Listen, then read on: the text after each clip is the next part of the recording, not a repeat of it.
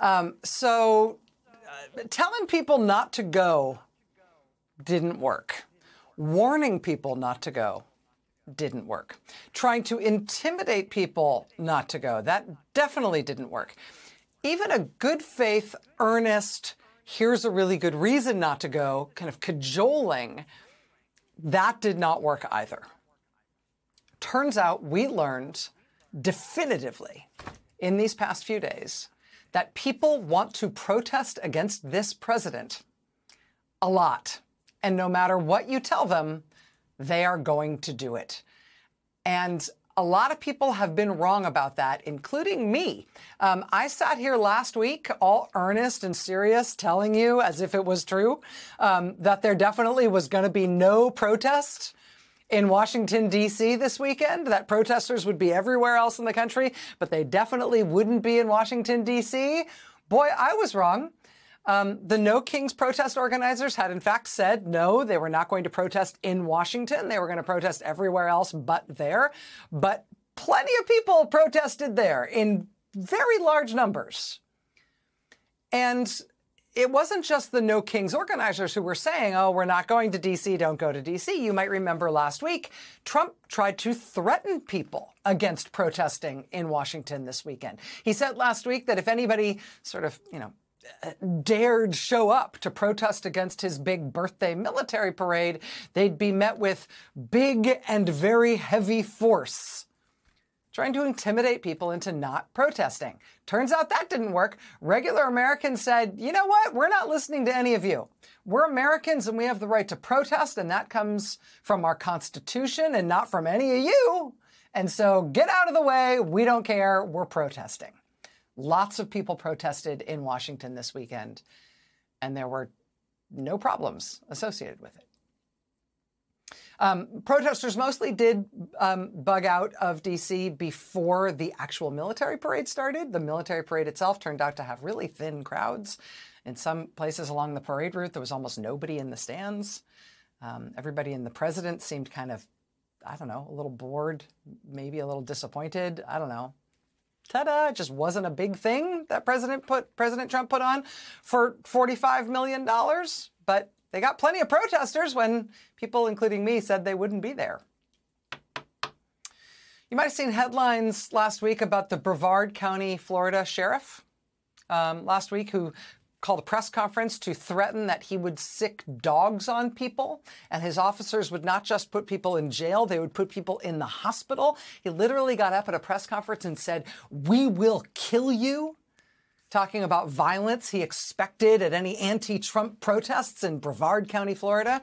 After that bizarre show of intimidation from that sheriff in Brevard County, Florida, turns out people in Brevard County, Florida were not at all intimidated by what he said, as you can see from local headlines like this one. Quote, "No Kings anti-Trump protests draw thousands in Brevard County in Cocoa and Palm Bay." I mean, the sheriff gets out there and says, "We will kill you." And Brevard County, Florida is like, you know what?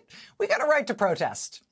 We have a right to make protest signs of any kind, including ones that show Donald Trump in a big wig made up like Marie Antoinette, saying, "Let them eat cake." And you are not going to stop us from doing it. We are Americans. We have the right to do this. We will protest. For the most serious possible reason, people were also told not to protest, not to go to any No Kings protests in Minnesota this weekend on Saturday, after news emerged of the political assassinations of a Democratic former House Speaker and her husband, and the attempted assassination of another Democratic state legislator and his wife, and the even more terrible news on Saturday at that time that that assassin was still at large. He has since been brought into custody. But on Saturday, authorities advised everyone in Minnesota to cancel their plans to attend any protest. And that's a very different kind of thing. That is a very, very serious thing. But again, people said no. People went out and protested in Minnesota anyway, despite those warnings, actually in huge numbers. Look, this is St. Paul, Minnesota on Saturday. Look at this. Look at how many people went out and protested anyway. And it is not that people didn't know what had happened. You could tell that because a lot of the signs in the crowd were these heartbreaking signs honoring the former Democratic House Speaker in Minnesota, Melissa Hortman, and her husband, who were both killed by that assassin. And even though people were told not to protest in that state that day because the killer was literally still on the loose, apparently there was just nothing that was going to stop people from being there, from standing up, from showing up in huge numbers. And eventually state leaders, I think, realized that there was nothing that they could do to stop people from turning out. Minnesota State Attorney General Keith Ellison decided to go himself. He spoke in St. Paul before that huge crowd. He spoke about his friendship with Speaker Hortman. He spoke about what it felt like to lose her. And he also spoke about the civil rights movement and other martyrs we have had in our country for our democracy. We owe it to them. We have to do it. We must be there on behalf of the people of this country in this hour when a dictator who wants to be a king is trying to run over the rights of the people. We must be there. We must stand up. We must be strong. We cannot waver. We will not be intimidated. We are not scared of his jail. We are not scared of anything about this guy. We are not afraid, and we will not let fear rule the day. We will not let him weaponize fear against us. And I'm telling you now that he had his goons arrest a senator when he was just trying to ask a question. Senator Padilla, wrongfully treated.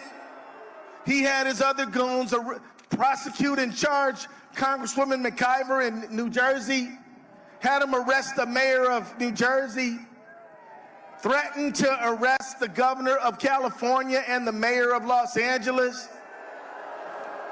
This is the behavior of a dictator. And the only question is, what are we going to do about it? Minnesota Attorney General Keith Ellison speaking in St. Paul this weekend.